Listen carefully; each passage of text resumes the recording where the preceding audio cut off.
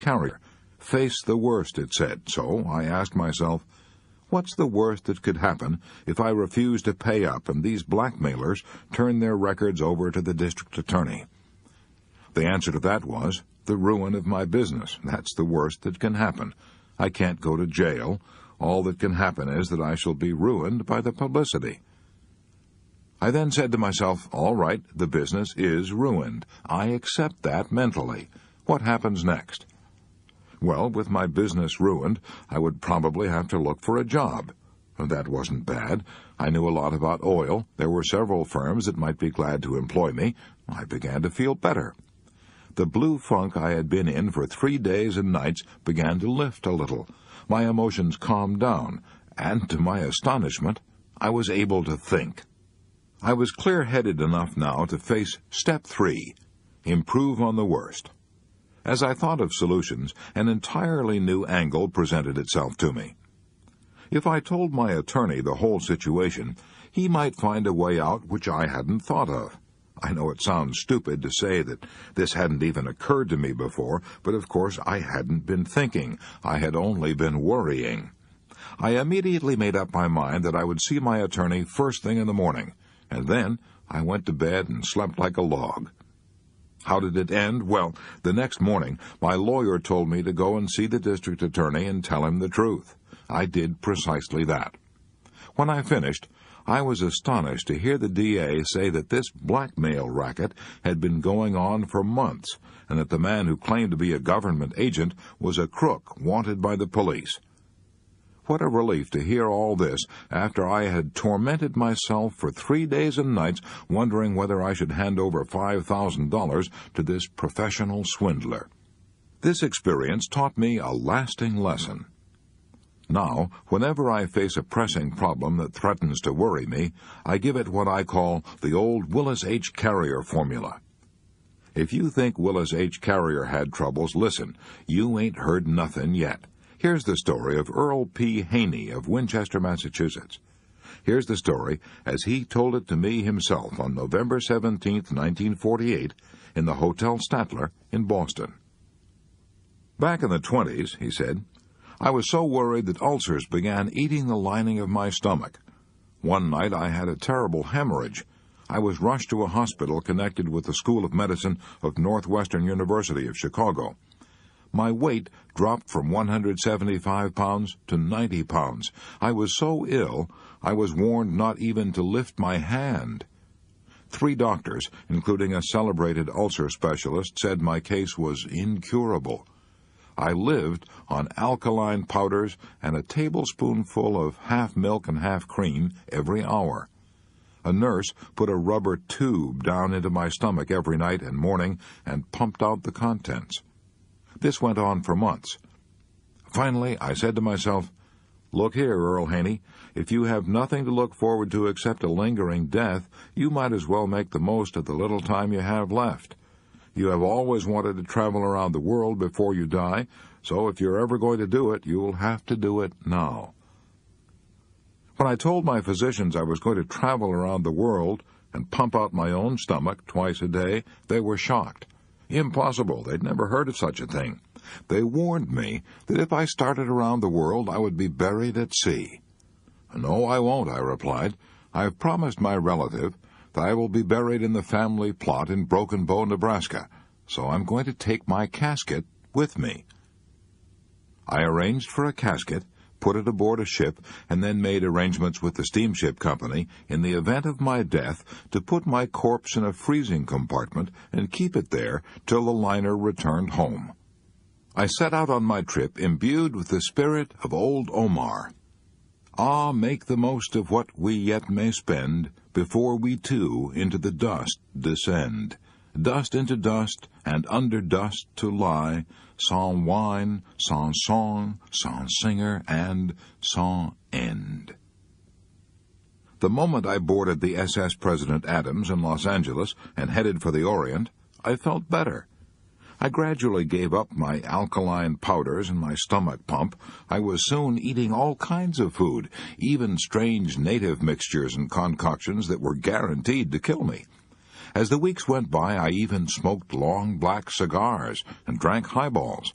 I enjoyed myself more than I had in years. We ran into monsoons and typhoons which should have put me in my casket, if only from fright, but I got an enormous kick out of all this adventure. I played games aboard the ship, sang songs, made new friends, stayed up half the night.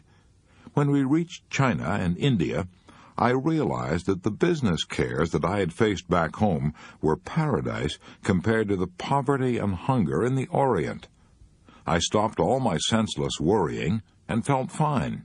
When I got back to America, I had gained 90 pounds and had almost forgotten I even had a stomach ulcer. I had never felt better in my life. I went back to business and haven't been ill a day since. Earl P. Haney told me he realizes now that he was unconsciously using the self-same principles that Willis H. Carrier used to conquer worry. First, I asked myself, what is the worst that could possibly happen? The answer was death.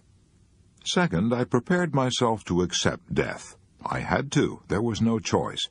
The doctors said my case was hopeless.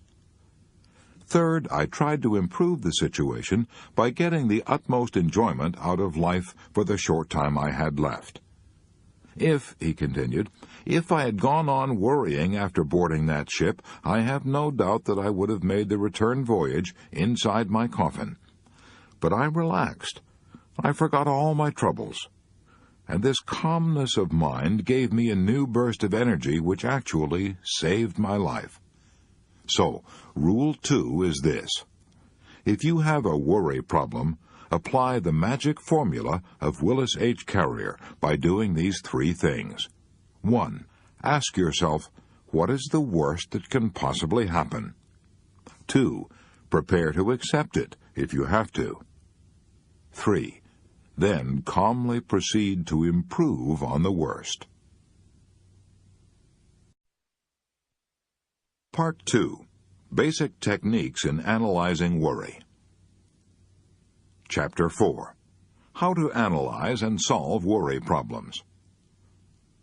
I keep 6 honest serving men. They taught me all I knew. Their names are what and why and when and how and where and who. Rudyard Kipling. Will the magic formula of Willis H. Carrier, described in Part 1, Chapter 2, solve all worry problems? No, of course not. Then what is the answer? The answer is that we must equip ourselves to deal with different kinds of worries by learning the 3 basic steps of problem analysis. The 3 steps are, 1. Get the facts, 2. Analyze the facts, 3. Arrive at a decision, and then act on that decision. Obvious stuff, yes. Aristotle taught it and used it. And you and I must use it too, if we're going to solve the problems that are harassing us and turning our days and nights into veritable hells. Let's take the first rule. Get the facts. Why is it so important to get the facts? Because unless we have the facts, we can't possibly even attempt to solve our problems intelligently. Without the facts, all we can do is stew around in confusion. My idea? No, that was the idea of the late Herbert E. Hawks, Dean of Columbia College, Columbia University, for 22 years. He had helped 200,000 students solve their worry problems, and he told me that confusion is the chief cause of worry. He put it this way. He said, half the worry in the world is caused by people trying to make decisions before they have sufficient knowledge on which to base a decision. For example, he said, if I have a problem which has to be faced at 3 o'clock next Tuesday, I refuse to even try to make a decision about it until next Tuesday arrives. In the meantime, I concentrate on getting all the facts that bear on the problem. I don't worry, he said. I don't agonize over my problem. I don't lose any sleep. I simply concentrate on getting the facts.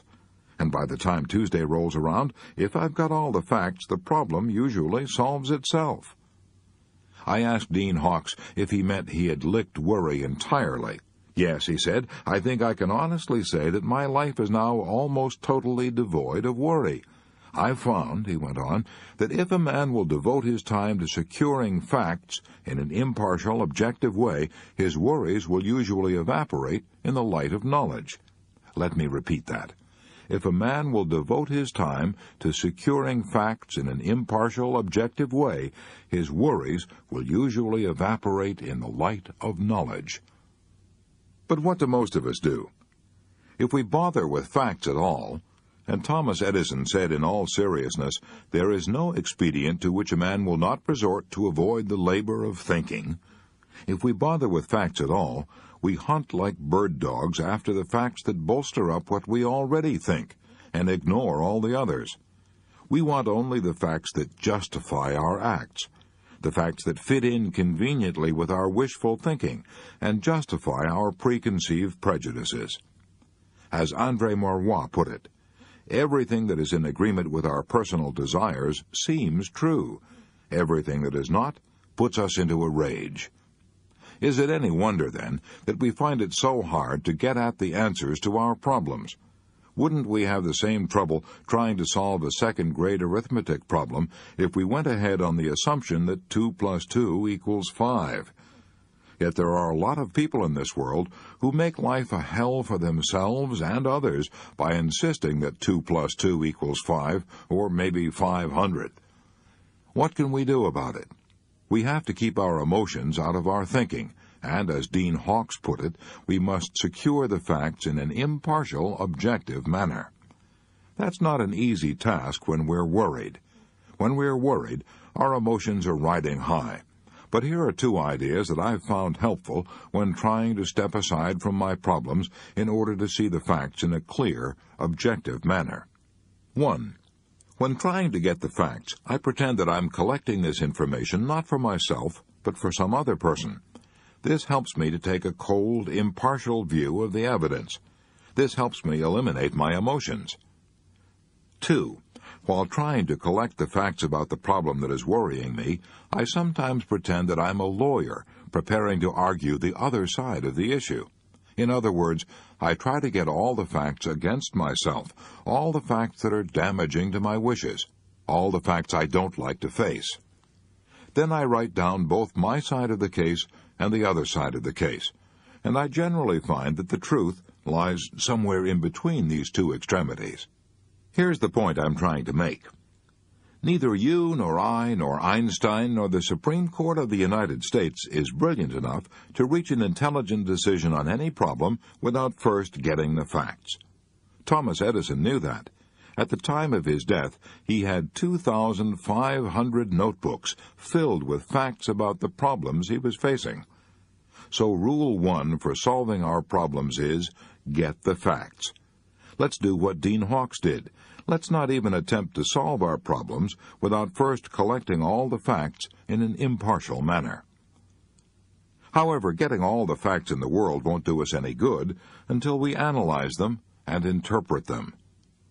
I have found from costly experience that it's much easier to analyze the facts after writing them down. In fact, merely writing the facts on a piece of paper and stating our problem clearly goes a long way toward helping us reach a sensible decision.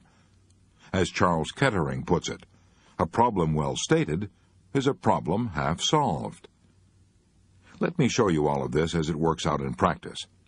Since the Chinese say one picture is worth 10,000 words, suppose I show you a picture of how one man put exactly what we're talking about into concrete action. Let's take the case of Galen Litchfield, a man I've known for several years, one of the most successful American businessmen in the Far East. Mr. Litchfield was in China in 1942 when the Japanese invaded Shanghai, and here's his story as he told it to me while a guest in my home. Shortly after the Japanese bombed